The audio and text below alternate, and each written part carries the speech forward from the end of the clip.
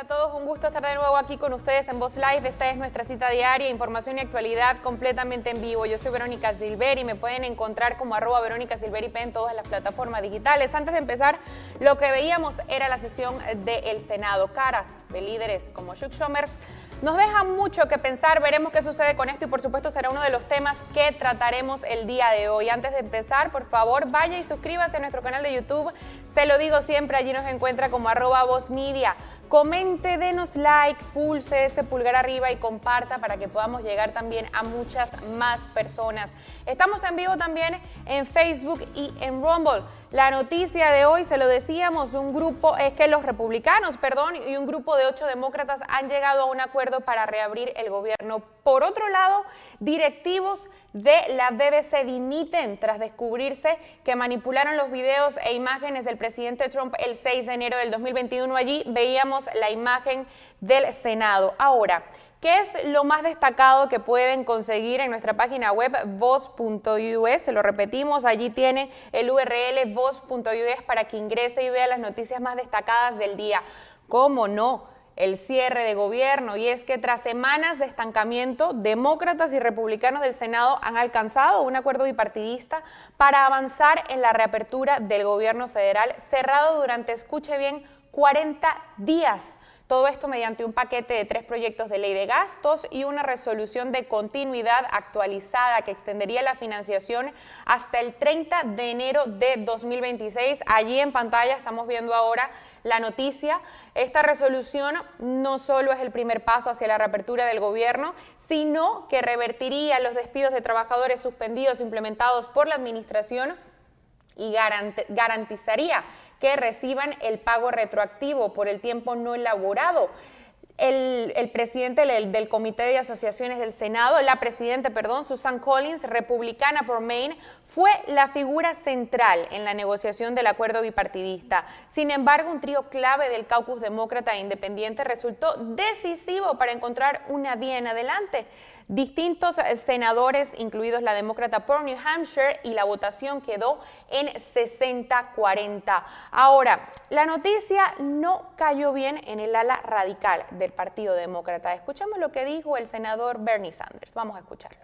Y que la forma en que se ha desarrollado el proceso es imposible retrasar las votaciones que van a tener lugar, y si ese no fuera el caso, ciertamente eso es lo que haría, porque creo que es importante que el pueblo estadounidense entienda completamente sobre qué se está votando hoy. Todo el mundo en América sabe que nuestro sistema de salud actual está roto, es disfuncional, es cruel, es con mucho el sistema de salud más caro del mundo y el único sistema de salud de cualquier país importante que no garantiza la atención médica para todas las personas como un derecho humano que cubre a cada hombre, mujer y niño. Somos únicos en ese aspecto y sin embargo esta noche lo que este Senado está a punto de hacer es empeorar aún más una situación horrible. Así que dejemos claro de qué se trata esta votación.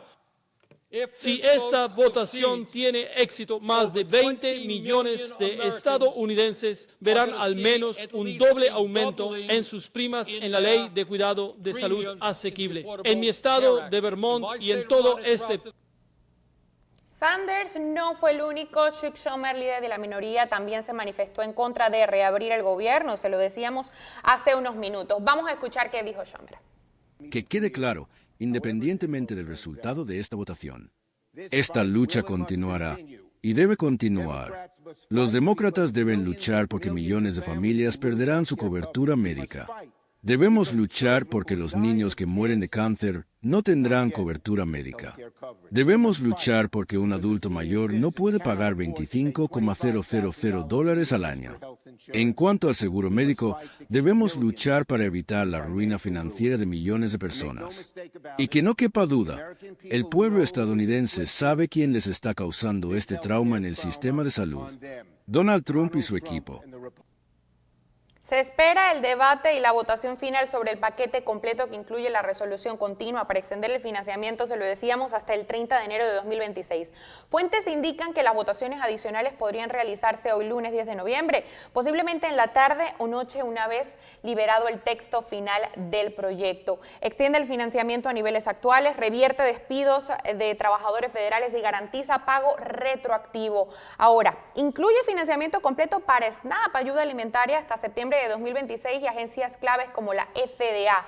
No resuelve los subsidios de salud, distintos créditos fiscales, pero promete una votación en diciembre sobre su extensión, lo que convenció a demócratas moderados como Katherine Conter Mastro, Dick Durbin, John Fetterman, Maggie Hassan, Tim Kaine, Angus King, Jackie Rosen y Jane Shannon, entre otros. Ahora seguimos también con noticias más destacadas. Ya tenemos un breve resumen sobre lo que es la noticia más importante, sin duda alguna, el cierre de gobierno. Llevamos ya todos estos días desde que inició este show hablando sobre esto. Seguimos ahora y es que han aparecido más pruebas que demuestran que a pesar de las afirmaciones de los demócratas, los inmigrantes ilegales se han beneficiado de millones de dólares de los impuestos federales. El grupo de vigilancia gubernamental Open the Books publicó un nuevo análisis que encontró que casi 197 millones de dólares en subvenciones federales relacionadas con la atención médica han beneficiado a inmigrantes ilegales desde el año fiscal 2021. Allí vemos la noticia en nuestra página web. Según el informe, las subvenciones incluyen tanto servicios directos como investigación académica destinada a ampliar el acceso a la atención médica para poblaciones inmigrantes. Los investigadores de Open the Books dijeron que buscaron en las bases de datos federales descripciones de subvenciones que mencionaran explícitamente términos como indocumentado o no autorizado, lo que sugiere que la cantidad total real de financiación de contribuyentes podría ser aún mayor. Otra de las noticias que puede encontrar en nuestra página web es que el presidente Trump da su apoyo a Vivek Ramaswamy como gobernador. Vamos a verla ahora brevemente en pantalla. ¿Qué es esto? Que el presidente Donald Trump respaldó públicamente este viernes al empresario Vivek Ramaswamy para las elecciones de gobernador de Ohio, tras asegurar que el joven republicano representa la mejor opción del partido para dicho estado, al tratarse de un político competente a quien conoce bien. Tras haber competido contra él en las primarias republicanas para las elecciones presidenciales de 2024, en las cuales, pues por supuesto, terminó ganando Trump tras derrotar a la candidata demócrata y vicepresidenta del país, Kamala Harris. Seguimos ahora con esto. El presidente Trump se prepara para recibir al presidente sirio, en lo que los funcionarios describen como un paso histórico para poner a prueba si Damasco puede volver a la diplomacia después de años de guerra y aislamiento. La reunión de alto nivel marca el inicio de una nueva etapa en las relaciones entre Estados Unidos y Siria tras más de una década de hostilidad. Un alto funcionario del gobierno declaró a Fox News que la visita se centrará en la cooperación antiterrorista, el desarrollo económico y el fomento de la paz y seguridad regional. Por supuesto, aquí en Voz le contaremos todos los detalles sobre esta reunión. Y Stacey Marie Lawton, ex legisladora de New Hampshire, que se cree que es la primera legisladora abiertamente transgénero elegida en la historia de Estados Unidos, se declaró culpable recientemente de, escuchen bien, cargos de abuso sexual infantil en un tribunal federal. Según la noticia, Lawton, de 41 años, se declaró culpable recientemente ante un tribunal federal de Boston. Los cargos incluían explotación sexual infantil y material de abuso infantil. Ella, quien las autoridades identificaron con pronombres femeninos, está acusada de trabajar con su exnovia Lindsay Grove para explotar a niños en una guardería llamada Creative Minds en Massachusetts. Ex empleada de la guardería tomó fotografías de niños desnudos y se las envió a Lawton en 2022, mientras ella era miembro de la Cámara de Representantes de New Hampshire. Qué dura noticia. Seguimos ahora con esto. La gobernadora de Nueva York no dará luz verde al plan de Mamdani de autobuses gratis, lo que acabaría con el famoso plan de campaña de Zohar Mamdani. Vamos a escuchar qué fue lo que dijo la gobernadora. Bueno, soy de Búfalo. No toleramos muchas tonterías, así que solo quería establecer que, ya sabes, miras la historia de personas que han llevado a cabo campañas publicitarias de varios millones de dólares para intentar que cambie mi posición. No cambiaré mi posición, así que solo quiero dejarlo claro. respeto las opiniones de las personas, respeto el lugar adecuado para expresarlas. Y entonces he dicho a la gente, escucho, y eso era importante. Pero también hay un momento y un lugar, y eso es todo sobre eso.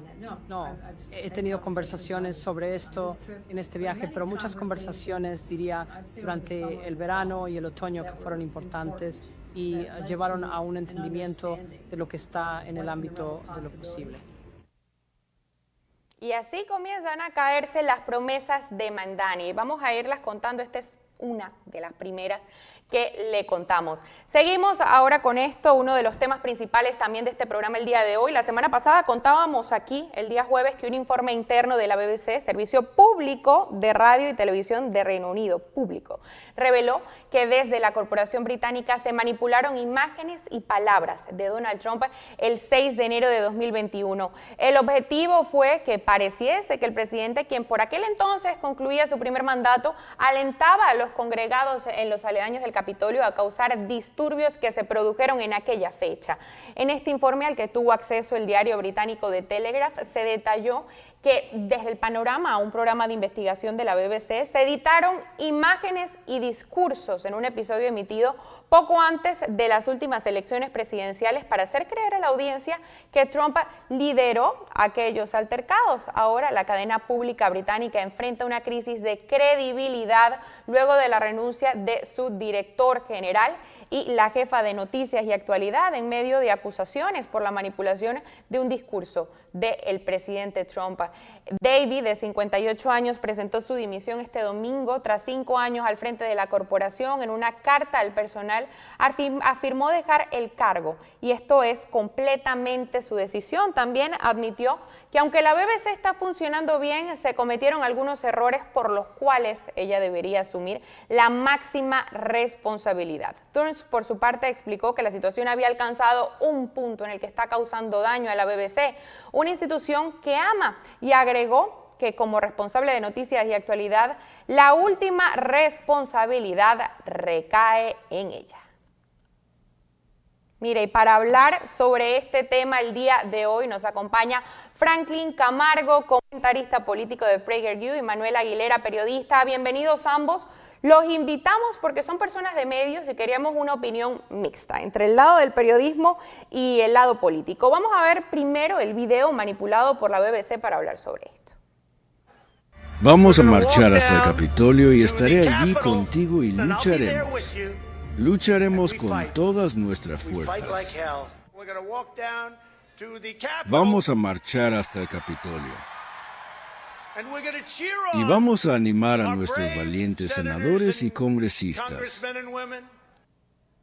Quiero conocer la opinión de ambos. Voy a empezar contigo, Manuel. ¿Qué le deja esto a la credibilidad del periodismo? No es la primera vez que lo hablamos detrás de cámara, delante de cámara. Lo hemos hablado infinidad de veces, ¿no? Y más que la admisión del hecho es 4 años después. Si esto no se descubre, pasa por debajo de la mesa. Bueno, yo lo veo pues muy triste y muy lamentable que esto pase y que pase en una compañía con la historia y el esplendor y los grandes aciertos que ha tenido BBC desde su fundación. Hay que decir que esta manipulación no es un error, no es que pudiera ser. En otras ocasiones, desde fuera de los medios, yo escucho críticas un poco absurdas sobre cómo se edita un reportaje, sobre cómo se edita un documental. Es verdad que cuando hay discursos largos, como en este caso el de Trump, o declaraciones largas, es imposible meter todo el contenido y que el periodista, de una manera consciente, profesional, ética y diligente, tiene que hacer esa selección. Pero esta selección, se ve, esta edición, esa pegada de esos dos fragmentos del discurso de Trump que están separados por 50 minutos, es absolutamente una manipulación totalmente deliberada, que no puede excusarse de alguna manera, que más allá de los directivos habría que saber los nombres del director de ese documental y del editor o el periodista que eligió esos fragmentos, y que, por una vez está bien también, y eso sí que es destacable, que haya habido responsabilidades. Me parece bien que tanto la directora de noticias como el director general hayan dado un paso atrás y se hayan quitado de en medio, porque es absolutamente inaceptable eso. Ahora bien, esto lo que nos puede abrir es una caja de Pandora de muchas más manipulaciones y de muchos más periodistas, reporteros, editores malintencionados que están, digamos, faltando a la práctica, al juramento hipocrático. Ese es el de los médicos, pero los periodistas también tenemos nuestro juramento con la ética. Eso es lo que nos enseñan en las facultades de las universidades, y evidentemente a estas personas que han elaborado este documental han faltado a la ética, han faltado a la profesionalidad, y nos hacen un gran daño a todos los periodistas y fomentan esa idea de que la mayoría de los periodistas estamos vendidos y que hacemos cualquier cosa para defender nuestros propios intereses o intereses espurios de gente que nos puede pagar o que nos puede presionar. Así que muy lamentable, por un lado, pero la buena noticia es que por una vez ha habido gente que ha dimitido y ha habido responsabilidades, ¿no? Y es justamente importante, enfatizo lo que dijiste, Manuel, no todo el mundo trabaja en medios de comunicación y hay personas que no saben cómo se realiza todo esto, pero se ve claramente cómo se manipula la información. Claramente no se puede meter el discurso completo, pero de buena fe y respetando la ética y la moral del periodismo, pues sin duda alguna hay que cortar los trozos, así se hace en edición, y que igual tenga el mismo sentido, y sin duda alguna esto es algo posible. Franklin, ¿qué nos puedes decir tú sobre esto, más cuando sucede también tanto tiempo después? Es lamentable, definitivamente es lamentable, es un bochorno, pero no me sorprende. Y yo creo que esto es lo más preocupante y quizá la pregunta que deberíamos hacernos. ¿Sorprende realmente que esto haya sucedido? ¿Es algo fuera de lo natural o fuera de lo normal que el medio BBC haya decidido manipular? No un error, y suscribo 100% esas palabras, no fue un error, fue premeditado, fue un accionar bien pensado. Es algo fuera de lo convencional con lo que hemos visto en los últimos años de ciertos medios de comunicación tradicionales. No, no es del todo sorpresivo, y esto es lo que quizá más preocupación debería generar, como tantos periodistas honestos que definitivamente existen y aún medios objetivos que definitivamente hacen un buen trabajo terminan manchados o golpeados por acciones como esta. La última encuesta de Gallup plantea que aproximadamente el 72% de los americanos no confía en los medios de comunicación convencionales, y sería un reduccionismo absurdo criticar únicamente a Donald Trump como efecto, como causa-efecto de este pensamiento, de este sentimiento. No, Donald Trump ha sido durísimo con los medios de comunicación, a veces ha dicho cosas que yo criticaría, pero definitivamente cuando los americanos prenden el televisor o cuando ven ciertos reportajes, creen que no están siendo del todo justo. Y lo de la BBC es sumamente preocupante, y ni siquiera solo por lo de Trump, o porque además son un medio público que se financia a través de impuestos en Gran Bretaña, sino que además ha manipulado o ha tenido sospechas de ser poco justos, poco serios, tener poca rigurosidad en otros proyectos. Ellos realizaron recientemente, divulgaron recientemente un documental sobre la guerra en Gaza, que el título era, parafraseando un poco, cómo es sobrevivir una zona de guerra. Pero se les olvidó divulgar o confirmar la información del narrador de dicho documental, quien era un hijo del ministro de Agricultura de Hamás. Y a la BBC se le olvidó simplemente ese detallito, que el hijo del narrador de dicho documental tenía un lazo estrictamente familiar con un miembro de una organización terrorista que está relacionada con este conflicto y con esta guerra. Así que bueno, ¿por qué hay tantas personas confiando ahora en TikTok, en Instagram, en medios de comunicación no tradicionales, o acudiendo a esos espacios que no siempre son serios y no siempre son los correctos o los buenos? Bueno, es porque aquellos medios tradicionales, que en teoría son los de mayor rigurosidad, les han fallado y les están fallando. Es algo realmente grave, Franklin, y algo que nos inculcan a nosotros en la carrera del periodismo es verificar las fuentes, Siempre hay que verificar de dónde viene la información, y es el problema que tenemos con las redes sociales, que cualquiera es opinador de lo que está sucediendo hoy en día, y muchas veces pues tampoco hay el conocimiento necesario. Pero vamos a dejar que nuestros espectadores nos digan qué opinan, cómo es su confianza hoy en día en los medios de comunicación? Esa es la primera encuesta del día de hoy, ya está abierta en nuestro chat en vivo y allí tiene las opciones, buena, regular o mala. Recuerde que al final de este programa le leemos los resultados de la encuesta. Manuel, vuelvo contigo. Me decías que veías bien, ¿verdad?, que hayan dimitido los altos ejecutivos de la BBC y que fue una respuesta adecuada y oportuna. Ahora, ¿crees que fue por la moral, por la ética? ¿Crees que fue pues gracias a sus principios? ¿O crees más bien que fue para tratar de tapar el escándalo y para proteger a la compañía? Bueno, siempre que hay una dimisión está detrás esa pregunta que estás haciendo tú. Cuando dimite un político, ¿lo hace realmente por ética o lo hace porque su partido, su gobierno le ha quitado la confianza, porque ya no ve salida, porque para sus intereses judiciales es más positivo? Realmente yo no conozco a estas personas, no sé los motivos últimos por los que han dimitido, pero han dimitido y eso ya me parece algo positivo, ¿no? Probablemente las presiones a todos los niveles en Gran Bretaña e incluso fuera de Gran Bretaña, en Estados Unidos principalmente, han sido insoportables para ellos. Pero un hecho así tiene que tener consecuencias. Un hecho así no se puede saltar y pasar a otra cosa, ¿no? No se puede decir disculpen y ya, ¿no? Eso requiere una investigación profunda porque yo creo que Franklin ha planteado un debate interesante, pero tiene muchos matices, ¿no? Como siempre, ¿no? No es dar la brocha gorda de los medios tradicionales si son objetivos o no. Una cosa es que un medio tenga una línea editorial y otra cosa es que ex profeso un trabajador de esa compañía manipule la información como esta y una o dos fragmentos que están separados por 50 minutos de un discurso para dar la sensación falsa de un hecho que pasará a la historia, como es el asalto al Capitolio, y que de ninguna manera, ni judicialmente, ni ninguna investigación ha podido probar que Donald Trump estuviera relacionado con esos hechos. Más allá del juicio político que nos puede merecer un discurso suyo, pero no hay ninguna prueba de que Donald Trump estuviera detrás de ese asalto o tuviera una responsabilidad real. En cualquier caso, ese discurso no iba en esa dirección que el editor, el periodista o quien fuera de la BBC quiso contar para pasar, insisto, para pasar a la historia, porque un documental de la BBC puede pasar a la historia y sería lamentable que una mentira pasara a la historia, una mentira basada en una imagen manipulada.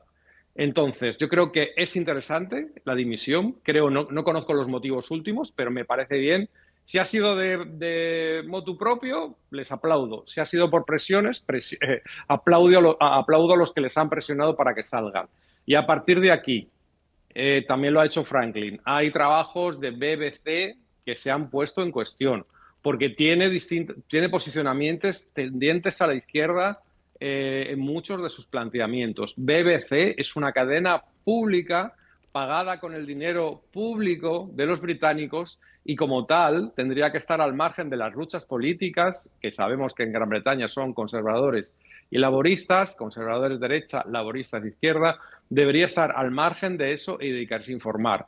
Temas tan sensibles como la política en Estados Unidos o como el conflicto de Gaza merecen ser manejados por periodistas expertos en el tema que siempre den una información balanceada. Lamentable el documental sobre la guerra en Gaza, que se posiciona claramente y favorablemente a favor de los postulados de Hamás y olvida que todo este conflicto se genera tras un ataque brutal de la banda terrorista a Hamás, que llevó como consecuencia un número de asesinados y de secuestrados que hasta el día de hoy apenas se resuelve después de unas consecuencias terribles, ¿no? Pero en cualquier caso, no podemos fomentar la sociedad de los bandos y yo defiendo una cosa y yo otra de manera irresponsable.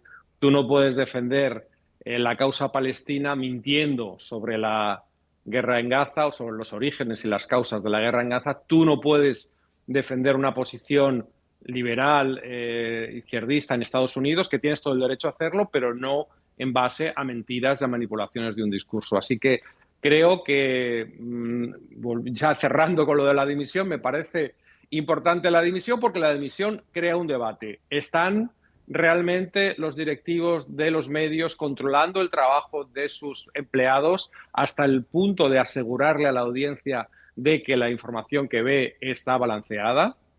Eso lo digo al margen de la línea editorial que tengan, que es totalmente legítima. Un medio editorial puede ser de tendencia conservadora o puede ser de una tendencia más progresista. Pero cuando hablamos de información, la información es sagrada, merece diversas fuentes, merece diversas opiniones, tiene que estar balanceada y tiene que tener todos los ángulos. Así que es inaceptable lo que ha hecho BBC y aplaudo otra vez la dimisión de estos directivos. Así sea que hayan dimitido o los hayan dimitido, porque no sabemos qué fue lo que pasó. Franklin, vuelvo contigo. ¿Crees que fue suficiente esta dimisión? Manuel tocaba un punto importante, es el periodista que hizo esto. Por supuesto, los directivos tienen el deber de un trabajo tan importante como de lo que sucedió el 6 de enero, revisar el material, ¿no? O sea, es algo que se espera que se haga, pero ¿dónde está el periodista? ¿Qué pasa con todas las personas, el grupo de personas que realizaron esto? Porque por supuesto tuvo que haber existido un editor, tuvo que haber existido pues el periodista que escribió, el productor. ¿Qué pasó con todas estas personas? Esto estuvo simplemente fríamente calculado y cuando hay una estadística, es en Estados Unidos, no en Inglaterra, pero nos puede hacer ver y reflejar cómo está el periodismo en Estados Unidos. En los medios de comunicación tradicionales, por cada 10 periodistas que están registrados por un partido u otro, es decir, no independientes, los que están registrados por republicanos o demócratas, por cada 10 periodistas, 9 están registrados por el Partido Demócrata, quienes, por cierto, tienen toda la libertad de hacerlo, porque definitivamente un periodista también tiene derecho a tener tendencias políticas, tiene derecho a estar registrado para un determinado partido. También, obviamente, incluso en el análisis, en la discusión, tiene el derecho de compartir su opinión y eso cada vez gusta más al consumidor y gusta más a la audiencia. Pero cuando de cada 10, 9 son demócratas en Estados Unidos, en los periodistas en medios de comunicación importantes, tradicionales, yo me niego a creer que definitivamente esa estadística se ve en todo el gremio. Lo que se está viendo es en todas las salas de prensa de respectivos medios de comunicación, porque hay una línea editorial. Una línea editorial de tener una tendencia más progresista y también de contratar periodistas que sigan más esta línea. Que por cierto, todos los medios de comunicación tienen algún tipo de línea editorial. Yo trabajé en un medio de comunicación en Estados Unidos muy importante, en Univision, por cierto, y créeme que lo sé. Cada medio de comunicación tiene una línea editorial y cada periodista también a nivel privado, a nivel personal o incluso bastante público, tiene una opinión. ¿Cuál es el problema? Cuando utilizas esa línea, cuando utilizas esa opinión para tratar de tergiversar y cambiar la realidad y los hechos ante la audiencia. Porque una cosa es que nosotros hoy discutamos y cada quien exprese su opinión respecto a un determinado tema, o tengamos más enfoque y más entusiasmo en reportar ciertas noticias porque representan más a nuestra audiencia, como es el caso de los medios hispanos con la inmigración y las deportaciones. Eso está muy bien, pero cuando buscas cambiar los hechos, cuando editas un video fría y calculadamente para hacer o reflejar una historia que no es la objetiva, que no es la real, ahí es cuando surge definitivamente el problema. Y otro problema es que no solamente sucede en Europa, no solamente sucede en Gran Bretaña, en Inglaterra, sino que sucede en Estados Unidos con medios como NPR, es que hay medios de comunicación que reciben fondos públicos, fondos de los contribuyentes y todavía mantienen una línea editorial y un activismo prácticamente. Y aquí sí surge un mayor problema y no me estoy contradiciendo. Cada medio de comunicación tiene una línea editorial y tiene una tendencia más ideológica. Aquí nadie va a negar que, por ejemplo, Fox News es conservador. Pero a ver, cuando un medio de comunicación recibe fondos de los contribuyentes y se dedica a inclinar la balanza a un lado más que el otro, ahí hay un grupo de contribuyentes que está financiando un activismo y una promoción de ideas que no le representa. Y eso es terrible, eso es propaganda política. Y también quiero culminar con algo que es importante.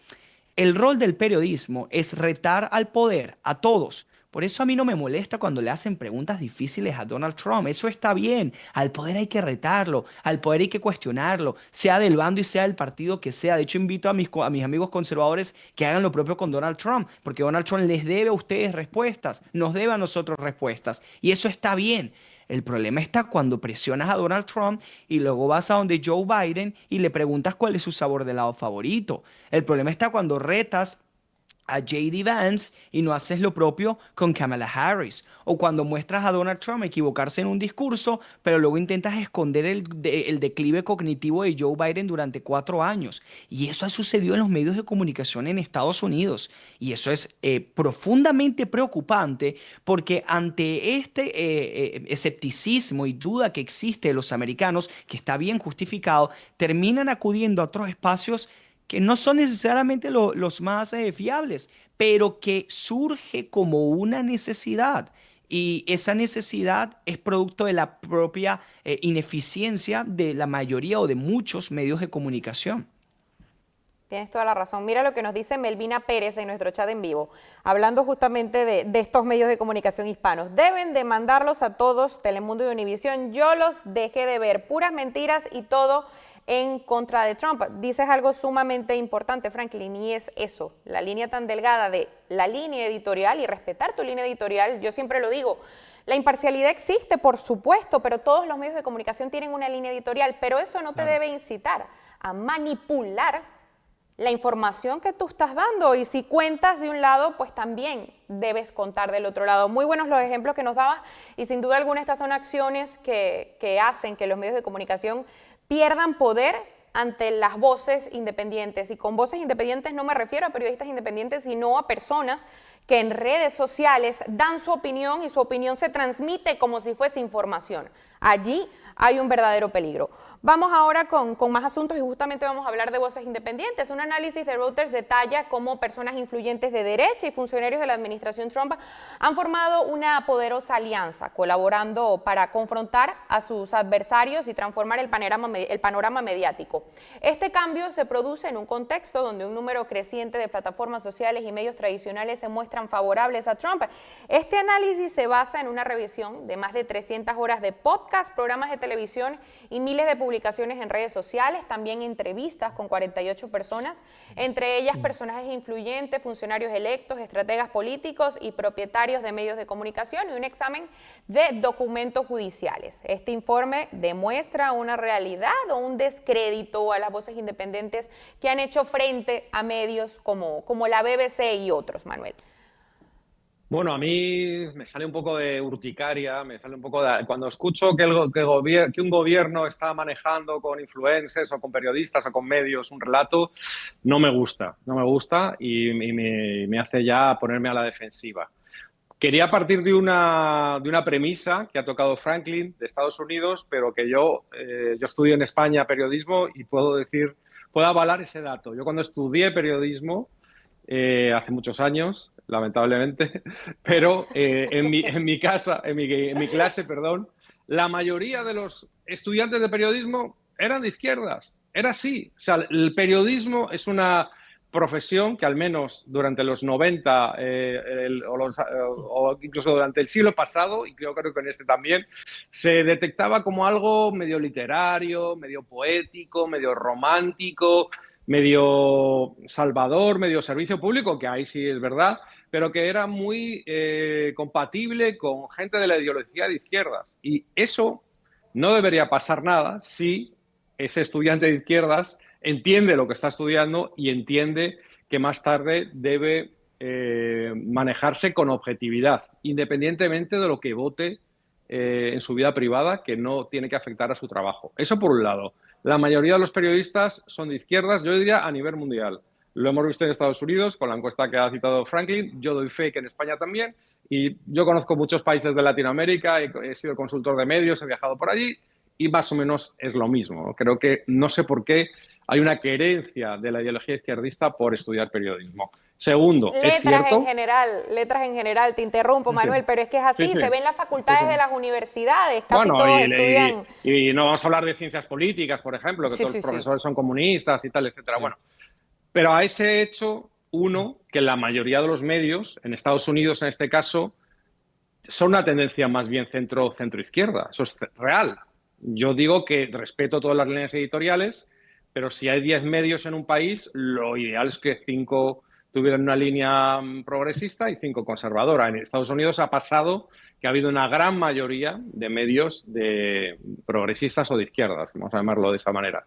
de línea editorial de ese tipo. ¿Que debería haber más medios del ala conservadora? Totalmente. Igual que debería haber, en mi opinión, más medios objetivos, más medios independientes, que para mí hoy en día es lo revolucionario. Un medio de comunicación que sea capaz de meterle el dedo en la boca a Trump, pero también a Joe Biden o a Kamala Harris, como comentaba Franklin.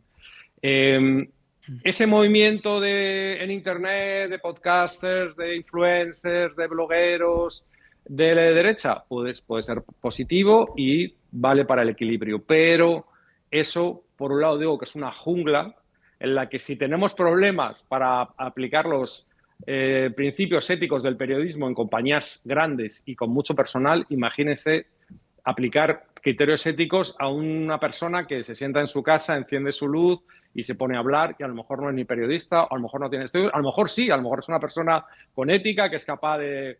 Pero ahí hay un peligro. Sí, entonces, me parece bien que la Casa Blanca haya fomentado la incorporación de, por ejemplo, todos estos nuevos comunicadores a las ruedas de prensa de la Casa Blanca. Me parece bien que se abran las puertas no solo a los medios tradicionales, sino a esta gente que maneja mucha audiencia, maneja muchos millones de personas que se informan por ahí.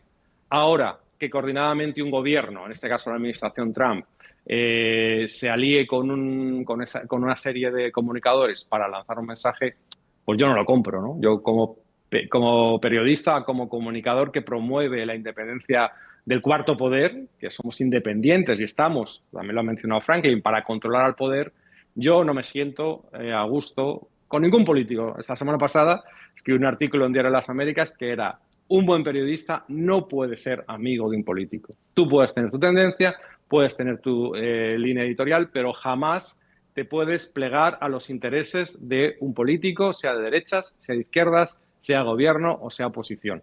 Esa es mi opinión y no me parece bien que un gobierno coordine la acción de una serie de periodistas independientes. No me parece bien. Y ahora también hablando un poco de redes sociales, los videos de Franklin en redes sociales, por ejemplo, son buenísimos, pero tú ves las fuentes, ves de dónde viene, se confirma la información, es información real.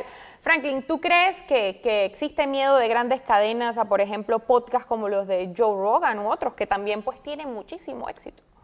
Definitivamente. De hecho, la cantidad de personas que han migrado de los medios de comunicación tradicionales a sistemas de redes sociales o podcasts un poco más modernos es enorme. Ni siquiera hablo únicamente de audiencia, de personas que ya no tienen cable y quizá no ven estos medios de comunicación tradicionales y ahora solamente van a YouTube o a Apple Podcasts o a Spotify, que es enorme, sino incluso de los propios periodistas. La cantidad de periodistas, tanto de izquierda como de derecha, que hoy tienen su propio podcast y su propio espacio es enorme y que ahora se dedican mucho más al comentario y al análisis político e incluso al activismo que a la propia información, es cada vez más común. Tanto derecha como de izquierda, porque puedo hablar de Megyn Kelly, famosa periodista, por además hacerle preguntas muy difíciles a Donald Trump en un debate por allá en el año 2015, trabajó en Fox News, trabajó en MSNBC también, y que ahora tiene su propio show, muy exitoso por cierto. O puedo hablar de Don Lemon, bastante de izquierda, quien trabajó en CNN y ahora también tiene su propio podcast. Es cada vez más común. ¿Es eso en sí mismo inherentemente un problema? No, es de hecho una democratización. Cada persona ahora tiene su micrófono, tiene su espacio, tiene su plataforma y si lo hace bien, con meritocracia, incluso puede llegar a cientos, miles, millones de personas cada día. El problema surge cuando no hay mayor rigurosidad de parte de la audiencia, porque por supuesto que quien tiene el micrófono lleva consigo una responsabilidad, claro que sí, pero la audiencia también tiene que poner más de su parte. ¿Y por qué digo esto? Voy a citar un ejemplo. Todo el mundo conoce quién es probablemente el influencer, bastante joven, y eso es admirable, es de hecho contemporáneo conmigo, el influencer hispano más famoso en Estados Unidos de política, Carlos Eduardo Espina. Muy admirable muchas cosas que hace y también a la cantidad de personas que llega. Pero él claramente tiene una agenda, claramente tiene un activismo. De hecho, incluso se ha confirmado que ha recibido fondos del DNC en su momento.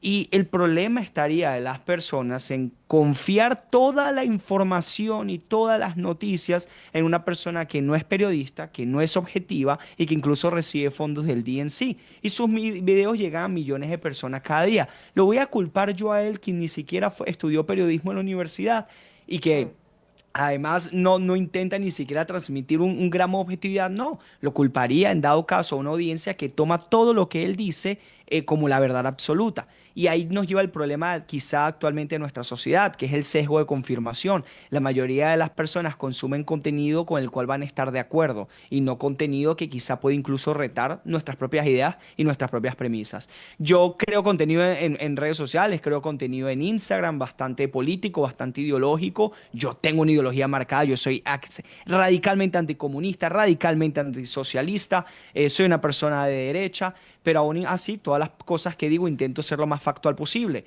Y una persona que crea que estoy mintiendo o que estoy equivocado, que me refute, por favor, que me envíe la fuente, que me envíe los datos. Eso es completamente sano. Y no tomen lo que yo digo como la verdad absoluta, que cuestionen cada palabra. Eso es excesivamente ideal, correcto en una sociedad que busca la verdad, porque al final de eso se trata el debate, la discusión política, la creación de contenido. Lo que sí va a suceder, y con esto culmino rápidamente, es que los políticos cada vez van a buscar esas plataformas con el cual pueden llegar a millones de personas en minutos, en horas y con la mayor comodidad posible. Y va a suceder y está sucediendo en ambos partidos. Que por cierto, ya de alguna forma sucedía en los medios tradicionales, porque si Kamala Harris iba a MSNBC a hablar con Joy Reid, sabíamos qué clase de entrevista va a hacer. Bueno, ahora ella puede ir a un medio de comunicación, a un creador de contenido de estos que he estado mencionando, no le va a hacer ninguna pregunta difícil, no le va a verificar la información ni los datos, va a llegar a millones de personas en horas. Por supuesto que lo va a hacer. Y Donald Trump también. Pero ahí nosotros tenemos que crear más conciencia, obviamente, de la importancia que hay más allá de las ideologías, obviamente, en encontrar la verdad, en hacer una verificación correcta de datos y de información. Pero la audiencia al final es quien también tiene el peso más importante. Y fue tema que tocamos en el programa de La Brújula antes de las elecciones, el peso de las redes sociales y de los influencers también en una elección tan importante como el presidente de Estados Unidos, porque veíamos casualmente también a Kamala Harris con muchos de estos influencers de redes sociales. Pero cómo no, ya vamos a hablar sobre esto, es el último tema que vamos a tocar el día de hoy, y es el cierre de gobierno, que ya pareciera estar próximo a llegar a su fin, el más largo de la historia, otro, bajo la administración Trump. Ayer sorprendieron en el Senado 8 demócratas que se unen al intento de los republicanos por abrir el gobierno. Sabemos el caos y las preocupaciones que esto ha causado durante los últimos 40 días, sobre todo también lo que fue en los aeropuertos, con los vuelos, el SNAP. Es por eso que vamos con nuestra segunda encuesta del día, viendo las votaciones de ayer. ¿Quién fue el mayor responsable del cierre de gobierno, republicanos o demócratas? Allí ya tienen la encuesta en nuestro chat en vivo, pueden votar todos nuestros espectadores. ¿Qué conclusión sacan ustedes de esto y que todavía hayan senadores como Sanders, Schumer, por ejemplo, que condenen básicamente la reapertura? Manuel, voy contigo. Bueno, yo creo que en el papel de periodista yo creo que tengo que ponerme en los zapatos de los ciudadanos. Bueno, yo mismo soy un ciudadano de este país y yo mismo puedo sufrir, por ejemplo, en este tema del caos aéreo, las consecuencias de este cierre de gobierno y personas individuales en un grado mucho mayor, empleados públicos, etcétera, que no están recibiendo su salario, etcétera, etcétera. Entonces, yo creo que la prioridad, en este caso, de republicanos y demócratas son los ciudadanos. La necesidad de llegar a un acuerdo era imperiosa. Entonces, bueno, creo que estos ocho senadores demócratas lo han entendido, han hecho ese acercamiento y van a permitir un acuerdo que ponga fin a una situación que se ha dado en varias ocasiones, normalmente no en unos plazos tan extensos, pero que debería no volver a producirse. Entonces, yo creo que es obligación de los dos partidos en este tipo de cuestiones llegar a un acuerdo. Yo creo que la polarización de la sociedad, hablábamos antes de medios, ahora hablamos del cierre de gobierno, es un ejemplo más de la polarización de la sociedad, de la falta de entendimiento, de la falta de terreno común. Ya no hay nada.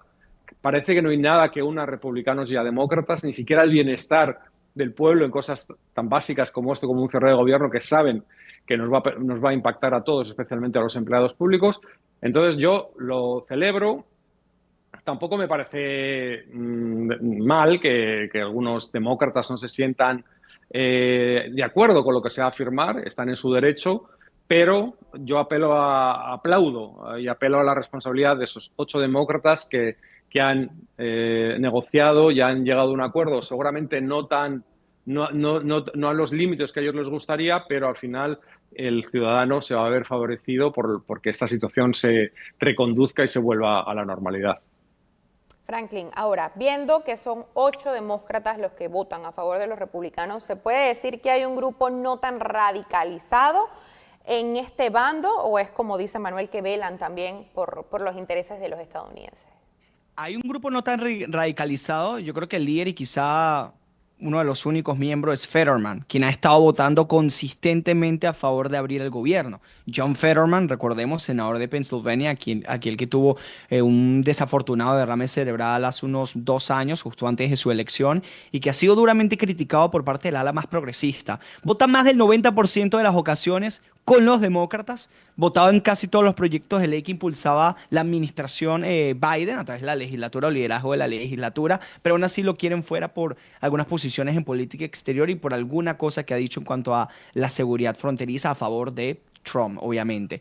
Pero, a ver, ha estado en estos 37 días, el cierre más largo de la historia, y si esto era un cierre republicano, si esto era un cierre de gobierno demócrata, ¿a quién deberíamos culpar? Bueno, yo creo que una buena forma de predecir eso, responder a esa pregunta es, ¿quién hoy está molesto de que se va a reabrir el gobierno? Hoy quien está molesto es la mayoría de los demócratas. Los demócratas pasaron casi 40 días diciendo que este cierre de gobierno era culpa de los republicanos y ahora que se va a abrir están molestos. Están criticando a Schumer, están diciendo que debe ser expulsado del líder de la minoría demócrata en el Senado, porque además, a pesar de que él votó en contra, no pudo evitar que 8 personas se unieran a los republicanos. Aquí también los detalles de cómo se va a abrir el gobierno importan, porque al final es una resolución continua, como se votó en el pasado también durante la administración Biden, y donde se votó en el mes de marzo, y lo que se propuso por las últimas 4 semanas, una resolución continua, es decir, mantener el presupuesto tal y como estaba diseñado. Y después podemos discutir sobre salud, podemos discutir sobre inmigración, en otro proceso legislativo aparte, pero no secuestres el presupuesto, chantajeas y mantienes el gobierno cerrado para tratar de avanzar una agenda. Esa era la discusión que se daba en las últimas 4 semanas. La resolución continua que pasó el Senado ayer era una resolución continua que se había propuesto anteriormente en el Senado. Ya se había propuesto ahí y ellos lo habían rechazado. Y al final un grupito extra se une a los republicanos poco después de las elecciones en Virginia, que es importante porque la cercanía que tiene Washington, D.C. con los residentes, que a veces son muchos empleados públicos, después de las elecciones en la ciudad de Nueva York, después de las elecciones en New Jersey. Así que permíteme al menos tener ligeras sospechas de que incluso aquellos que se unieron a la votación, excluye a Fetterman, quien ha tenido una posición consistente, puede que hayan realmente tenido un interés político electoral que creía que les podía beneficiar. Es una gran posibilidad. Es así porque son solo 8 y son los que son nombrados, ¿no? Manuel, por último, ya me decías claramente que no hay nada que una a los demócratas y a los republicanos, pero ¿ves alguna especie de conciliación para el 30 de enero mientras dura todo este plazo?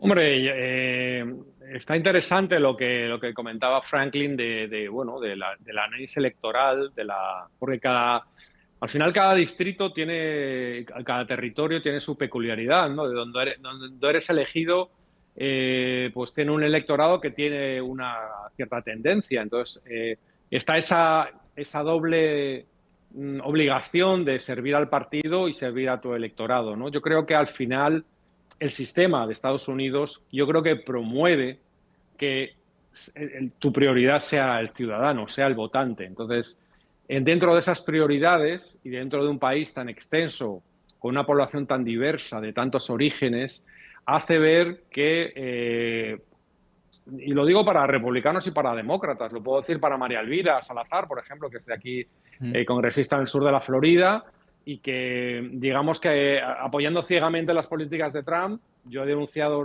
en algún artículo que ella da la espalda a su propio electorado. Entonces, creo que esa doble condición que es interesante, por un lado tu militancia a un partido, tu pleitesía a los postulados del partido, por otro lado tu obligación de servir a tu votante, va a hacer que haya movimientos en ambos partidos y como tal pueda haber demócratas que tengan un poco más de visión y al final se sienten a negociar sobre aquellos asuntos que son, digamos, cruciales y vitales para el día a día y para la vida de los estadounidenses, como por ejemplo era en este caso el cierre del gobierno y sus nefastas consecuencias para el ciudadano. Entonces yo creo que sí, creo que ya hay cábalas electorales, tenemos unas elecciones de midterm el año que viene, a finales, y todo el mundo va a estar mirando eso, tanto republicanos como demócratas, pero eso puede propiciar más diálogo y más acuerdos en determinados temas.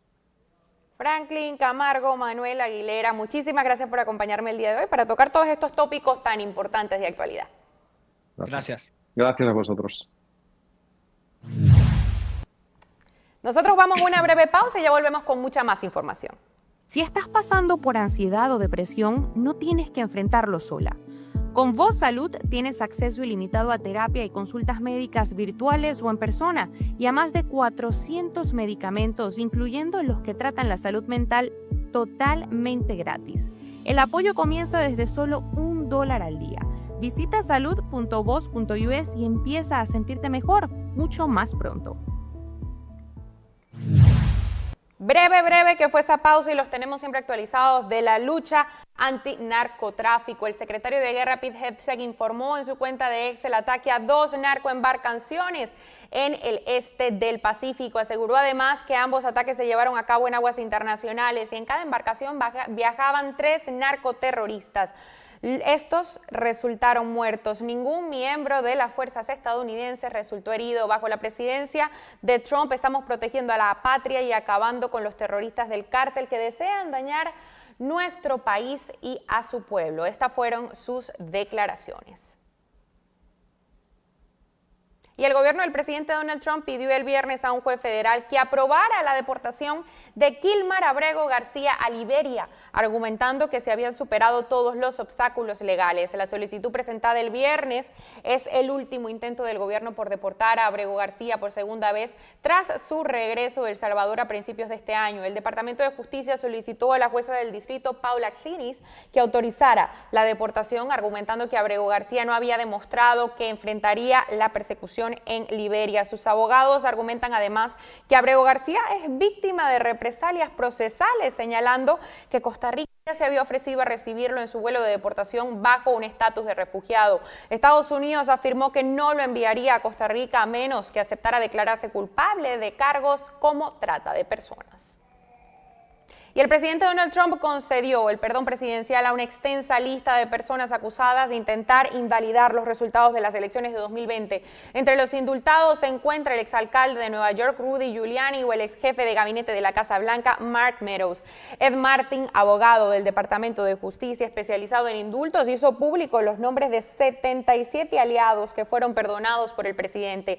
Esta proclamación pone fin a una grave injusticia nacional perpetrada contra el pueblo estadounidense tras las elecciones presidenciales de 2020 y continúa el proceso de reconciliación nacional.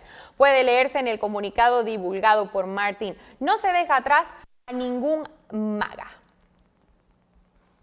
Y antes de irnos, como no, vamos a leerles los resultados de las encuestas que le realizamos el día de hoy. La primera fue: ¿cómo es su confianza hoy en día en los medios de comunicación? Mire que nos importa mucho esta encuesta. Mala un 69%, buena un 19% y regular un 12%. Aquí en Voz Media hacemos todo lo posible para recuperar esa confianza de lo que más nos importa, que es usted, nuestro espectador. Por eso le pedimos siempre que comente en nuestro chat en vivo. Y ahora la segunda pregunta fue: viendo las votaciones de ayer, ¿quién fue el mayor responsable del cierre de gobierno? Allí tenía dos opciones: demócratas y republicanos. Y usted nos dijo que los demócratas con un 83% y los republicanos con un 17%. Queremos aprovechar para recordarles que se suscriban a nuestro canal. Allí nos consigue como @VozMedia.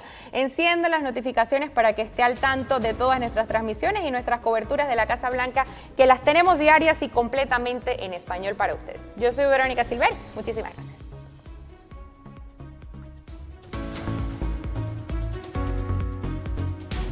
Llevar a tu familia al médico no debería costar tanto. Con Voz Salud Toda tu familia recibe atención ilimitada, virtual o presencial, y más de 400 medicamentos genéricos totalmente gratis. Desde un simple resfriado hasta el manejo de enfermedades crónicas, todo está cubierto.